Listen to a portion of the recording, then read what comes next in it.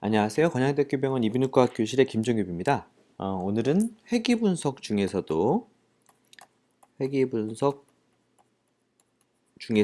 임상적인 연구에서 가장 많이 활용도가 높은 로지스틱 회귀분석에 대해서 이야기를 나눠보려고 합니다. 지금까지의 회귀분석은 이를테면 이런 거였죠. 저희가 x라는 변수와 대개는 x라는 변수에는 이제 독립 변수라고 해서 원인이 되는 변수들을 늘 이야기를 했었고요. 그리고 y는 종속 변수, 결과 변수라고도 할 수 있죠. 원인과 결과. 이 구조로 해서 어떤 관측점들을 대상으로 이 그 관측점들을 가장 잘 설명하는 어떤 선을 그리는 거, 이게 회귀 모델의 추정이었고요.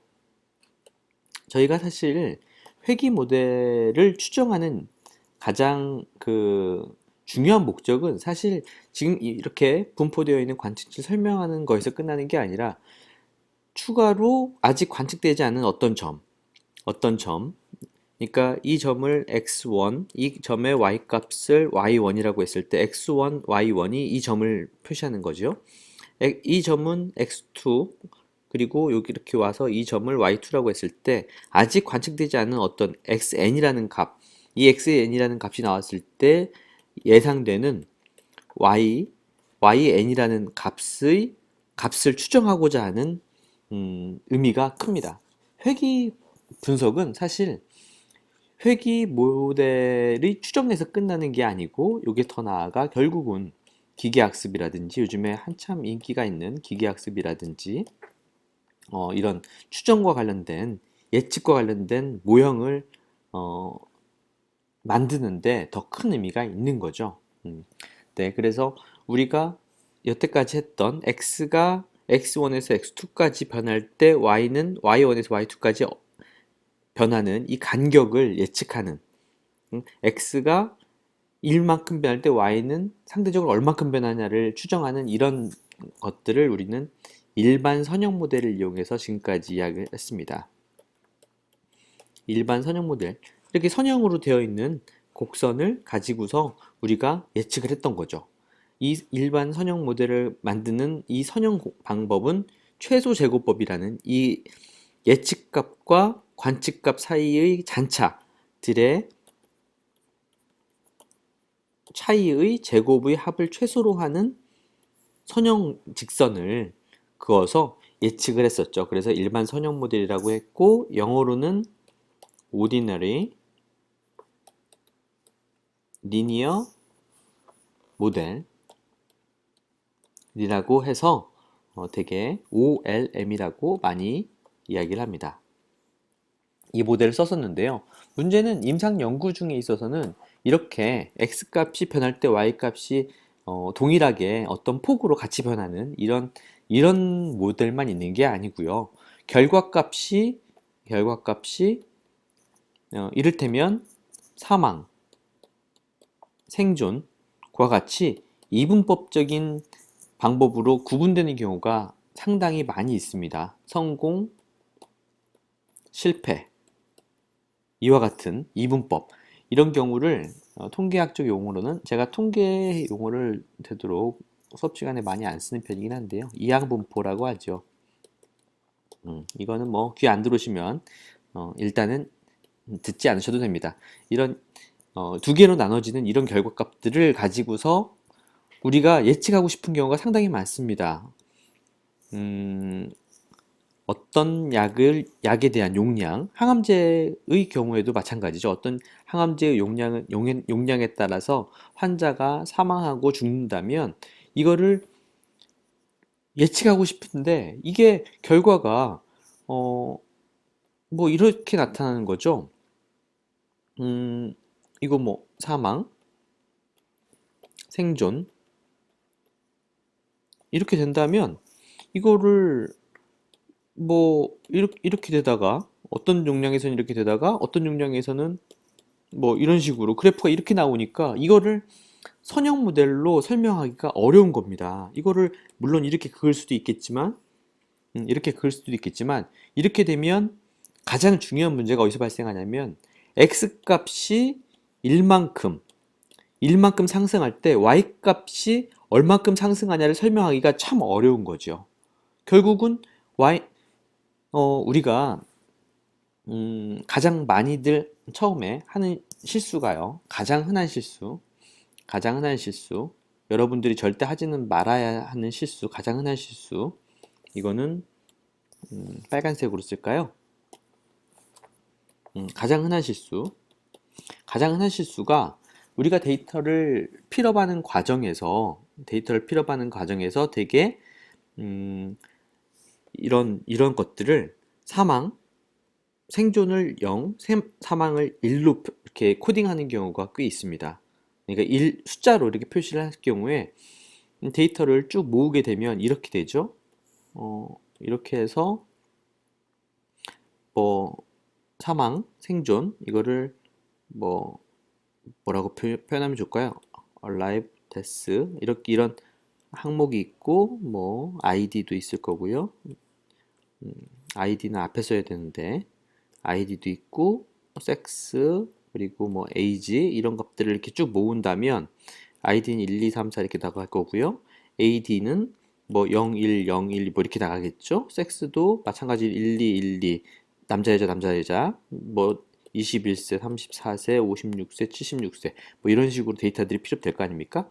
그러면 마치 우리가 이걸 0과 1이라는 그 정수로 컴퓨터한테 회귀 분석을 맡기면요.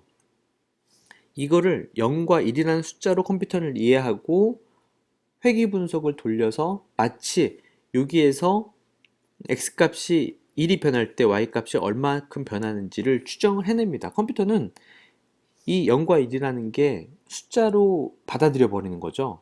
그래서 우리는 이걸 숫자가 아니라는 걸 우리 연구자들만 알고 있는 거예요. 컴퓨터는 모르는 거예요. 숫자로 코딩이 돼 있으면. 그래서 이런 실수를 하게 되면 x값이 1이 변할 때 y값이 변하는 양에 대한 추정이 이거는 선형 모델로 설명할 수 없는 모델임에도 불구하고 마치 일반 선형 모델을 선형 모델로 가능한 것처럼 해석해버리는 오류를 범할 수가 있습니다. 가장 흔하게 일반 그 통계를 처음 공부하실 때 많이 할 수 있게 되는 실수고요. 이렇게 하시면 안 되고 이와 같이 이게 엄청나게 훌륭한 양반이 계산을 해낸 거예요. 이와 같은 분포가 있을 때의 회귀 분석은 그러니까 이거를 잘 설명하는 거에서 끝나면 안 되고 x값이 그 동일 양만큼 변할 때 y값이 얼만큼 변할 건지에 대한 예측 또한 가능한 게 회귀 모형입니다. 선형 모델로 해결하지 못하는 이거를 여기에다 로그 함수를 씌워서 이와 같은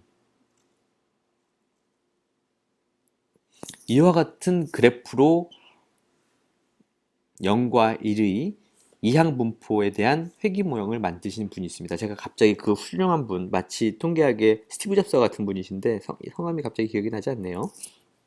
그래서 이게 로그 함수를 취해서 값을 구한 거기 때문에 y값에다가 a 플러스 베타 1 x 뭐 이렇게 했을 때 여기에다가 로그를 취했거든요. 자연 로그를 취해서 y값을 했기 때문에 우리는 x값이 1 변할 때 그 변하는 양을 거꾸로 계산하면 y는 epsilon에 a 플러스 베타 1 x 승에 이와 같은 공식으로 이런 공식 자꾸 계산하면 어렵습니다. 그냥 여러분들은 y가 그러니까 지금 여태 회귀 분석에서는 우리가 회귀 공식이 a 플러스 베타 1 x였잖아요. 그렇기 때문에 x가 1이 변할 때 y는 베타 1만큼 변했다라고 기억을 하셨잖아요. 그렇죠? 이게 기울기지 않습니까? 회귀 계수고요. 이게 일반 선형 모델에서의 회귀 모형의 가장 기본식이었다면 여기에서는 회귀 모형의 공식이 로그 함수화 되어 있기 때문에 y가 x가 1이 변할 때, x 값이 1이 변할 때 y 값이 변하는 양은 마찬가지로 2의 엡실론 y의 변화량은 2의 베타 1만큼이 변한다. 베타 1만큼이 변한다. 이렇게 기억을 하시면 됩니다. 그래서 여기에서는 y의 변동량은 베타 1이었지만 여기에서는 엡실론의 2의 엡실론의 베타 1 승만큼이 변동량이 된다. 이게 굉장히 큰 차이점입니다. 차이점이고요. 만약에 제가 설명하는 부분에 대해서 아직 설명이 어려우신 부분이 있다면 그냥 여기서부터는 외우셔도 됩니다. 지금부터는 이렇게 되는 부분들을 설명하기 위해서 대학 수학을 통해서 검증해야 되는 부분들이 굉장히 많거든요. 근데 여러분들이 이걸 다 꼭 아셔야 되냐면 저는 통계학 수업을 직접 공부를 하면서 한 번 다 증명한 적이 있지만 지금 다시 하라고 하면 다 잊어버렸거든요. 하지만 증명을 해봤던 기억 때문에 믿고 쓸 수 있는 자신이 생긴 거죠. 여러분들은 저를 그냥 믿고 따라오시면 그 고생을 하지 않고도 저와 똑같은 방식으로 임상 연구를 하실 수가 있습니다.